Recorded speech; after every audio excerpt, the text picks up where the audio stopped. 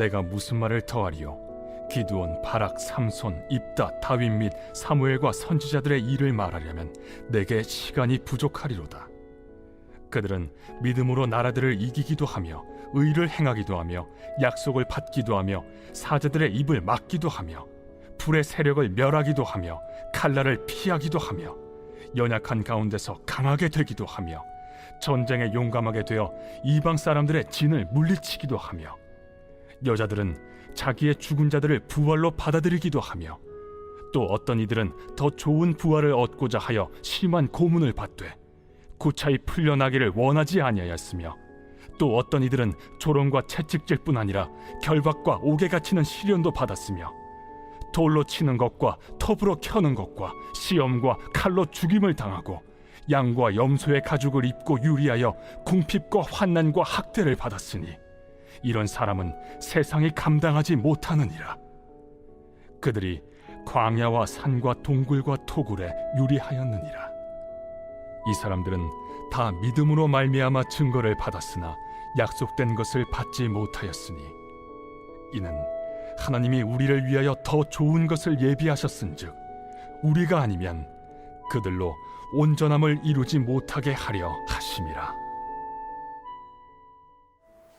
Everyday is Sunday. 우리의 매일을 썬데이로 세팅하라. 할렐루야. 선셋에 오신 한 분 한 분을 주님의 이름으로 축복합니다. 우리 모두 오늘의 말씀을 통해서 시대의 정신을 뛰어넘는 믿음의 반열로 함께 들어가면 좋겠습니다.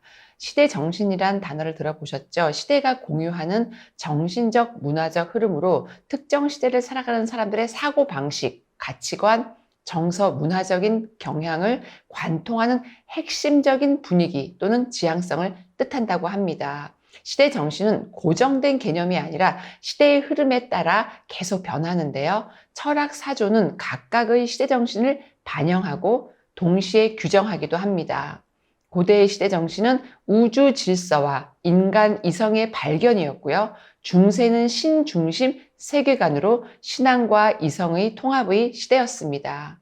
근대는 어떠했을까요? 근대는 자율적인 이성과 개인의 발견, 그리고 과학적인 세계관의 시대였고 20세기는 불확실성 속에서 실존과 비판이 중심이 된 시대였습니다. 후기 현대는 해체와 다양성, 경계의 어떤 그런 붕괴가 시작되는 시대였습니다.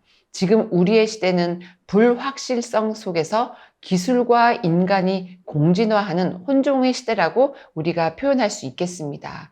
이렇게 변화되는 시대 정신 속에서 믿음의 자녀들은 시대 정신의 기류를 이겨내고 하나님 나라의 역사를 써내려 갑니다. 오늘 히브리서 11장 말씀은 그 믿음의 거장들의 이야기를 하고 있는데요. 팍스 로마라는 단어 들어보셨죠? 로마의 평화라고 불리는 시대사조에 빨간불이 들어온 사건이 발생하게 됩니다. 64년 7월 로마에 대대적인 화재가 발생하면서 화재에 취약했던 기존에 밀집된 목조 건물들이 모조리 어마어마하게 타버리는 사건이 발생합니다. 네로는 불에 타 죽은 가족들에 대한 시민들의 분노가 자신을 향하자 기독교인들의 희생양으로 지목했고요. 네로는 기독교 공식 박해를 강행하게 됩니다. 이것이 성공하게 되죠. 당시의 기독교인들은 로마의 사회의 전통신을 섬기지 않았죠. 그리고 독자적인 어떠한 의례를 지켰습니다. 강한 공동체를 이루고 있었어요. 그렇기 때문에 이미 사회적으로 어떠한 편견의 대상이었습니다. 고대 역사학자 타키투스는 기독교인들이 겪은 처형을 극도로 잔혹했다고 기록하고 있습니다. 단순한 사형이 아니라 로마 시민들의 분노를 달래기 위한 공개적이고 굉장히 잔인한 처벌의 대상이 되었습니다.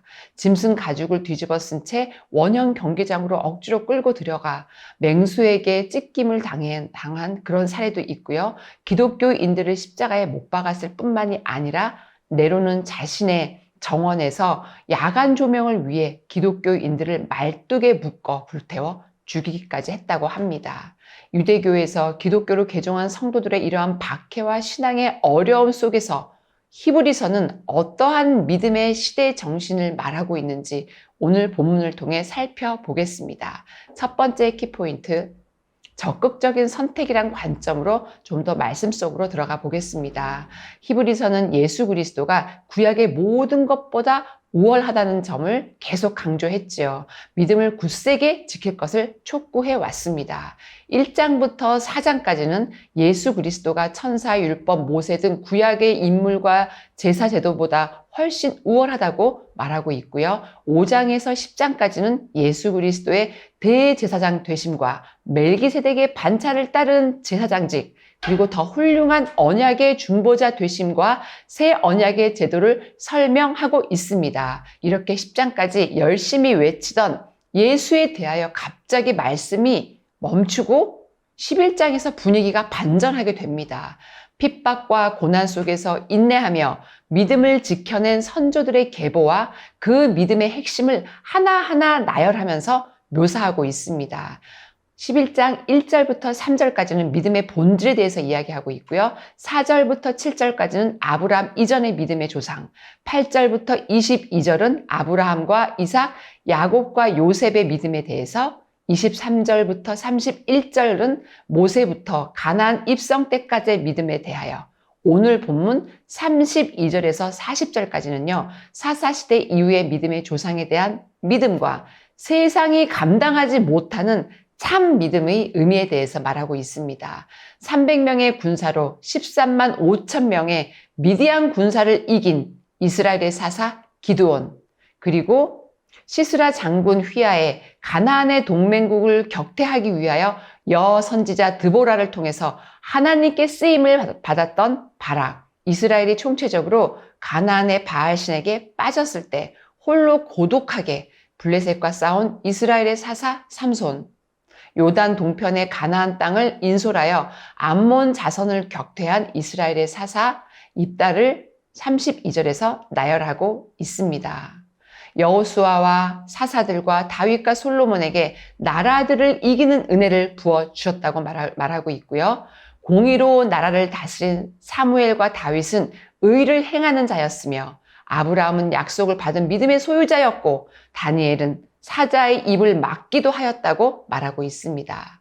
풀무불에 던져진 다니엘의 이 세 친구들은 불의 세력을 꺾었으며, 다윗은 사울의 그 칼날을 피하기도 하였고, 삼손이 연약한 가운데 눈이 뽑히고, 이렇게 연약하게 되었을 때 하나님께서 강하게 힘을 주셔서 다곤 신전을 무너뜨려 수많은 블레셋 사람들을 죽게 하였다고 말하고 있습니다. 35절에서 38절 속에서는요, 초대교회 당시 기독교인들이 겪었던 수많은 고난과 박해가 소개되어 있습니다. 숱한 고문과 조롱과 채찍질, 결박과 옥에 갇히는 시련을 당하였는데요. 돌로 치는 것과 톱으로 켜는 것, 칼로 죽임을 당하기도 하였다고 말하고 있습니다. 양과 염소의 가죽을 입고 유리하며 궁핍과 환난과 확대를 받았다고 표현되어 있습니다. 히브리서는 이들이 세상을 감당치 못하는 자들이라고 말하고 있는데요. 믿음의 최종 그림을 완성해 주는 것 같습니다. 여기서 세상이 감당하지 못하는 사람이라는 원어의 뜻은 이 세상은 그들이 살아가기에 적당한 곳이 아니라는 뜻이라고 합니다. 즉, 유혹과 죄악이 만연한 세상은 이러한 믿음의 소유자가 살기에는 합당한 곳이 아니기에 세상은 이러한 자들을 감당할 수 없다는 것이죠. 결국 하나님을 신뢰하는 자녀들이 세상을 통치해야 함을 말하고 있습니다. 사르밧 과부와 수넴 여인은 하나님의 사람을 통해 아들이 살아나는 경험을 체험했습니다. 나인성 과부는 어떠했나요? 자신의 하나밖에 없는 아들이 살아났고, 죽은 나사로 또한 누이들의 믿음을 통해서 생명을 다시 얻게 되었습니다. 부활을 목도한 여인들의 이야기를 통해서 심한 고문과 조롱과 채찍, 결박과 시련에도 목숨을 구걸하기보다는 영원한 생명, 즉 더 좋은 부활을 기꺼이 선택했다고 말하고 있습니다. 즉 더 좋은 부활을 얻기 위해 고난과 박해 가운데에서도 온전한 믿음을 지켜나갔던 것입니다. 이 박해의 시대를 견디기 위해서 히브리서는 계속해서 적극적인 믿음을 선택하라고 이야기하고 있습니다. 세상이 감당하지 못하는 자들이라고 말하고 있는데요. 이러한 박해가 없는 시대를 살고 있을지라도 믿음의 세월을 살다 보면 우리는 적극적인 믿음의 선택을 해야 할 때가 있습니다. 그리고 시대사조를 자세히 들여다보면 하나님을 대적하는 공중의 권세 잡은 자들과의 영적 전쟁을 치러야 할 때가 있음을 알 수 있습니다. 이때는 하나님의 자녀로서 우리는 적극적인 믿음의 선택을 해야 합니다. 결국 믿음의 장이라고 불리는 오늘 히브리서 11장에 기록된 모든 믿음의 거장들은 믿음은 바라는 것들의 실상이요 보이지 않는 것들의 증거라는 말씀을 굳세게 붙잡고 그 말씀의 능력으로 믿음의 삶을 살아낸 하나님의 사람임을 말하고 있습니다. 모두가 보통 믿음이 아닙니다. 하나님의 나라에서도 실제의 역사 속에서도 한 획을 그을 만큼 큰 믿음을 소유한 믿음의 거장들입니다. 이처럼 많은 고난과 환난을 이긴 이유가 무엇인가? 히브리서는 영원한 부활 생명에 대해서 말하고 있습니다. 결국 11장에서 강조한 것은 단순하게 믿음의 선조들을 통해서 이루어진 믿음을 이야기하고 있는 것이 아닙니다. 이들은 이러한 큰 믿음을 이루어낼 수 있었던 믿음의 진짜 핵심, 더 좋은 부활에 대해서 이야기하고 있는 것입니다. 두 번째 키포인트, 증거된 믿음으로 관점으로 나머지 말씀을 보도록 하겠습니다. 39절에 이 사람들은 이라는 표현이 있지요. 이것은 예수님이 오시기 이전에 믿음을 지키며 살아간 사람을 의미합니다.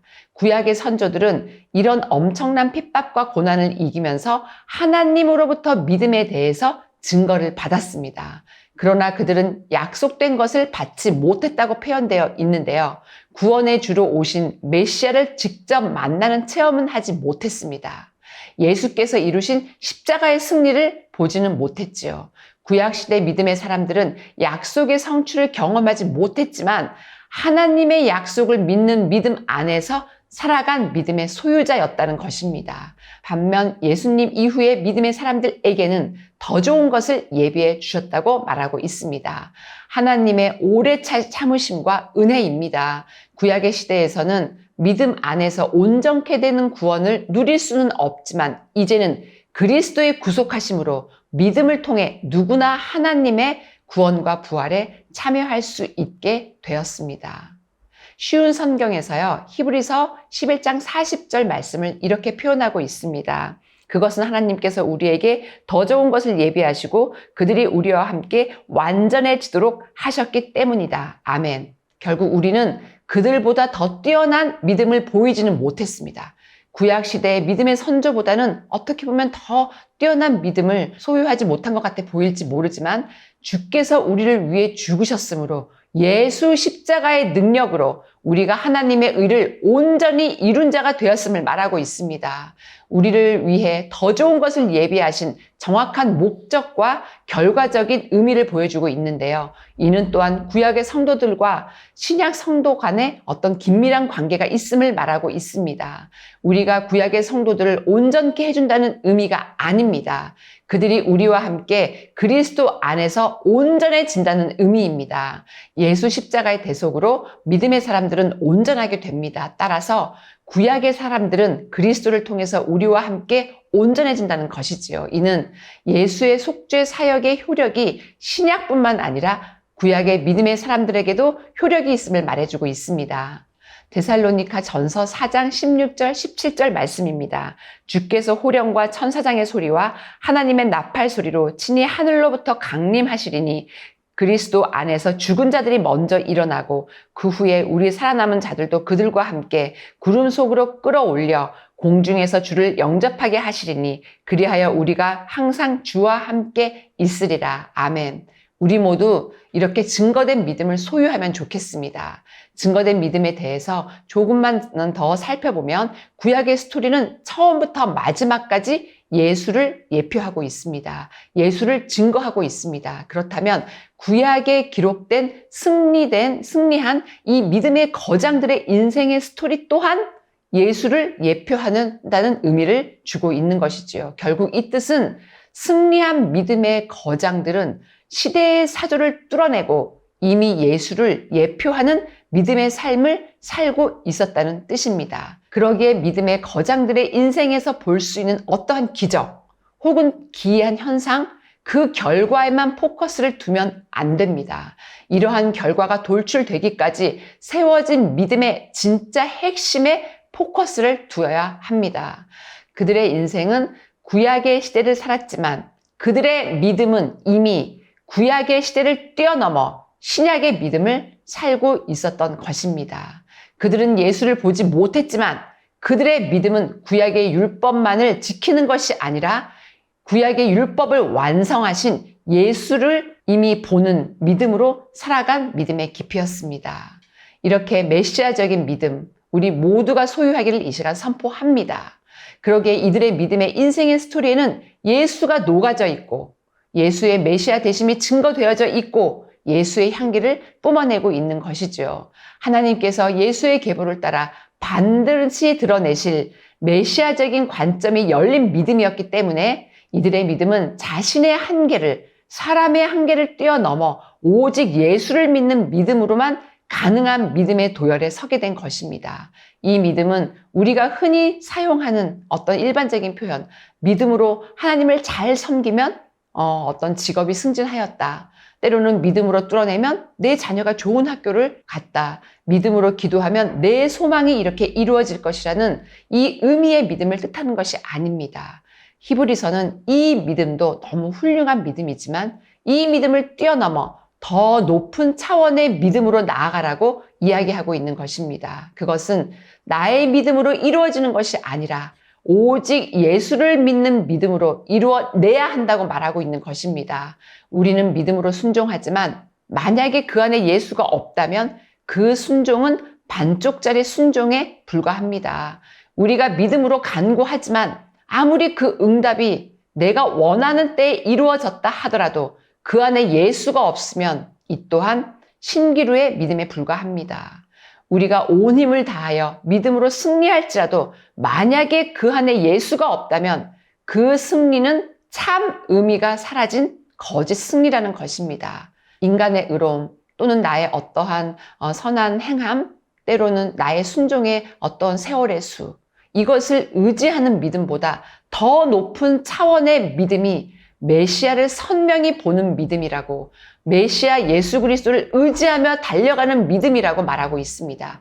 욥이 어떠했나요? 당대의 의인이었습니다. 욥은 이 의미를 깨달았지요. 믿음의 거장들은, 구약의 이 수많은 믿음의 거장들은 구약의 시대를 살았지만 신약의 믿음을 이미 이룬 자들이었습니다. 메시아를 품은 믿음으로 살았기에 사람의 한계를 뛰어넘어 오직 예수 그리스도를 믿는 믿음으로 가능한 믿음의 도열을 이룬 것입니다. 이러한 믿음의 도열이 우리 모두의 것이 되기를 선포합니다.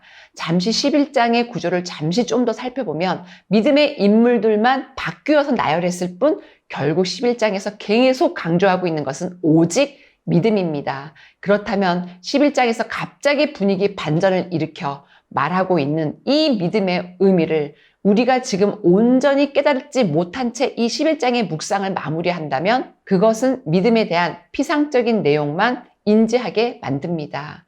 이 믿음이 나에게 어떠한 의미로, 어떠한 깊이로 와 닿아야 하는지를 생각해 보며 오늘의 말씀을 마무리하면 좋겠습니다. 나는 진정 누구를 믿고 있는가? 믿음의 대상에 대한 올바른 인지를 우리가 모두 이 시간 다시 한번 각성하기 원합니다. 내가 항상 포커스를 두고 있는 대상이 내 믿음의 대상이 되는 것이죠. 내 믿음의 포커스가 내 자신에게 향하고 있는지, 세상의 것에 향하고 있는지, 예수에게 있는지 늘 깨어 있어야 합니다. 두 번째로 내 믿음의 방향성은 어디를 향하고 있는가? 믿음의 다른 박질이 향방 없지 않은지, 믿음의 싸움을 싸우고 있는 이 싸우는 향방이 허공을 치지는 않은지 점검해야 한다고 말하고 있습니다. 예수께로 향하지 않는 모든 다른 박질은 허공을 치는 향방임을 기억해야 합니다. 마지막 세 번째로 나는 믿음의 내용에 무엇을 담고 있는가입니다. 내 자신의 스토리인가? 세상의 흥미진진한 스토리인가? 아니면 오직 예수의 스토리인가? 하나님께서는 천지를 창조하시면서 하나님의 질서 안에서 세상을 운행하셨습니다. 지구라는 이 땅 위에 존재하는 세상은 잠시 어둠의 권세에게 내어졌지만 언약의 계보를 따라 하나님의 사람들을 흔들어 깨우며 운행하고 있다는 사실을 기억해야 합니다. 시대의 사조를 분별하며 하나님의 나라에 참여하는 우리 모두의 믿음이 되기를 이 시간 선포합니다. 이 시간 마지막으로 베드로전서 4장 12절 13절 말씀을 선포하며 기도하시겠습니다. 사랑하는 자들아, 너희를 연단하려고 오는 불시험을 이상한 일 당하는 것 같이 여기지 말고 오히려 너희가 그리스도의 고난에 참여하는 것으로 즐거워하라. 이는 그의 영광을 나타나실 때 너희로 즐거워하고 기뻐하게 하려 함이라. 아멘. 이 말씀을 붙잡고 마무리 기도하시겠습니다. 하나님 아버지, 때로는 우리가 실수하고 넘어지고 좌절했을지라도 사람의 한계를 뛰어넘어 오늘의 말씀처럼 예수 메시아를 믿는 믿음으로 언약의 계보를 따라 역사할 수밖에 없는 하나님의 나라로 초대되어지는 우리 모두의 믿음이 되기를 선포합니다. 우리 각자의 믿음의 한계를 뛰어넘어 예수의 내용을 담고 정확하게 예수의 그 정방향을 향하여 나아가는 우리의 믿음의 현주소가 되기 원합니다. 우리의 믿음의 인생 가운데 예수가 없다면, 내 믿음의 인생 가운데 하나님의 나라가 임하지 않고 있다면 이 말씀이 우리 각자에게 살아있는 말씀이 되게 하사 오늘 이 말씀을 통한 인생의 승리가 있게 하여 주시옵소서. 사랑이 많으신 예수 그리스도의 이름으로 기도하였습니다. 아멘.